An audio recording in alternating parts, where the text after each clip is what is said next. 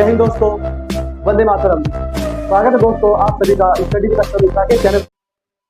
जय हिंद दोस्तों, वंदे मातरम। स्वागत है आप सभी का सिलेक्शन विद अक्षर मिश्रा के चैनल पर। आज का हमारा टॉपिक दोस्तों महाजनपदों की सूची के बारे में होने वाला है।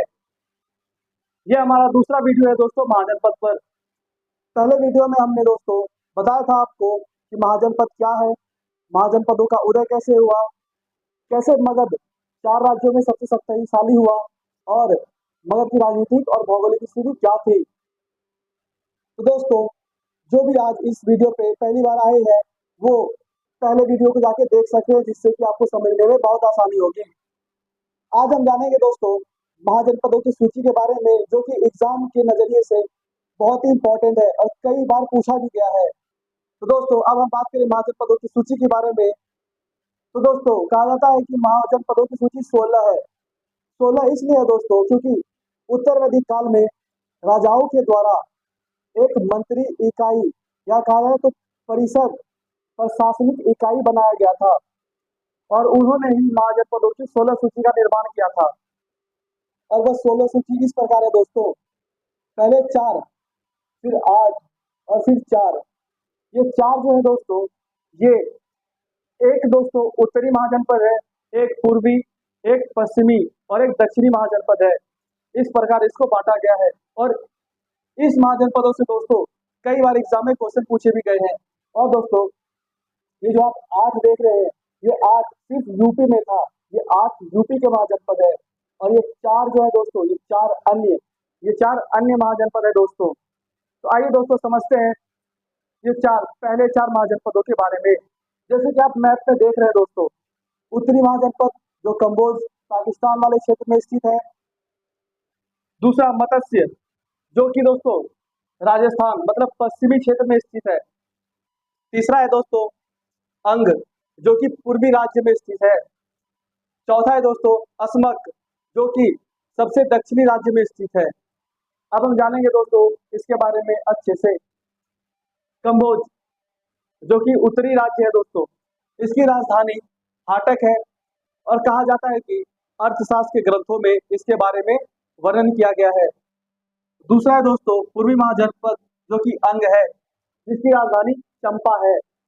और ये दोस्तों ये समकालीन भारत में व्यापार का प्रसिद्ध केंद्र हुआ करता था।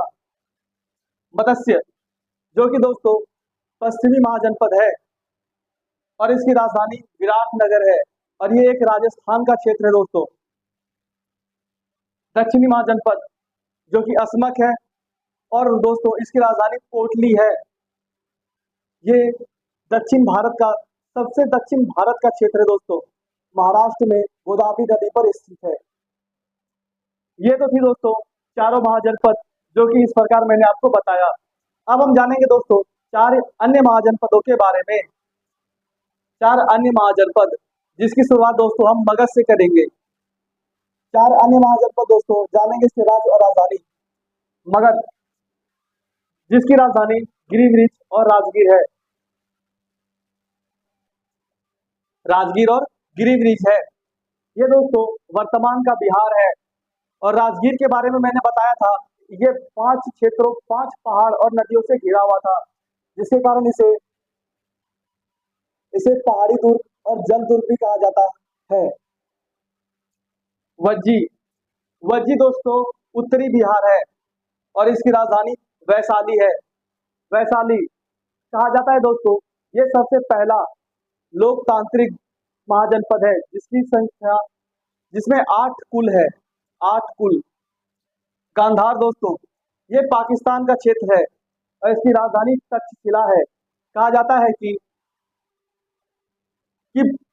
भारत में सबसे पहला विश्वविद्यालय यहीं पे था, जिसके गुरु थे चाणक्य और पाणिनि। अवंती की बात करें तो इसकी राजधानी उज्जैन और माहिष्मती है। उज्जैन दोस्तों उत्तरी राज्य है और माहिष्मती दक्षिणी राज्य है दोस्तों। ये वर्तमान का मध्य प्रदेश है। तो ये तो दोस्तों मैंने आपको 8 महाजनपदों के बारे में काफी अच्छे से बताया। मैंने आपको मैप में भी दिखाया और 4 अन्य राज्यों के बारे में बताया। अब हम बात करेंगे दोस्तों लास्ट 8 महाजनपद जो यूपी में स्थित है। आइए दोस्तों समझते हैं। अब हम जानेंगे दोस्तों यूपी के 8 महाजनपदों के बारे में। पहला है दोस्तों काशी, जो कि वाराणसी इसकी राजधानी है। और दोस्तों ये कहा जाता है घोड़े तथा सूती के व्यापार का केंद्र था। कौशल, जिसकी राजधानी है श्रावस्ती, और यहाँ के सबसे प्रसिद्ध राजा प्रसेनजीत थे, और ये गौतम बुद्ध के मित्र भी थे दोस्तों। तीसरा है दोस्तों मल्ल, जिसकी राजधानी है कुशीनगर और पावापुरी। ये बहुत इंपॉर्टेंट क्वेश्चन है दोस्तों, ये काफी बार एग्जाम में पूछा गया है। कुशीनगर में दोस्तों गौतम बुद्ध की मृत्यु और पावापुरी में महावीर स्वामी की मृत्यु हुई थी। चौथा है दोस्तों चेदी, जो कि बुंदेल का क्षेत्र है दोस्तों, यहाँ की राजधानी थी सुक्तमती। पांचवा है दोस्तों वत्स्य, जिसकी राजधानी कौशाम्बी है, और दोस्तों ये इलाहाबाद का क्षेत्र है। छठा है दोस्तों कुरु, जो कि मेरठ और दिल्ली का क्षेत्र है। यहाँ की राजधानी दोस्तों हस्तिनापुर है, जो कि वर्तमान का दिल्ली है, और यहाँ पे कुरु वंश का शासन था। कुरु वंश का शासन था। सातवां है दोस्तों पांचाल, यहीं की राजकुमारी थी दोस्तों पांचाली, जो कि आपने महाभारत में देखा होगा। इसकी राजधानी है दोस्तों कापिल्य और अहिछत्र। कापिल्य दोस्तों उत्तरी राज्य है, अहिछत्र दक्षिणी राज्य है।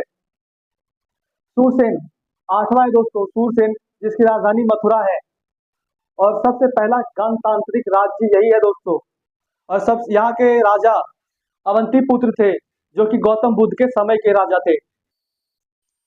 तो यहाँ पे दोस्तों हमारा महाजनपद का टॉपिक खत्म होता है। अब हम जानेंगे अगले वीडियो में बौद्ध धर्म के बारे में, जो कि 600 BC में शुरू हुआ था।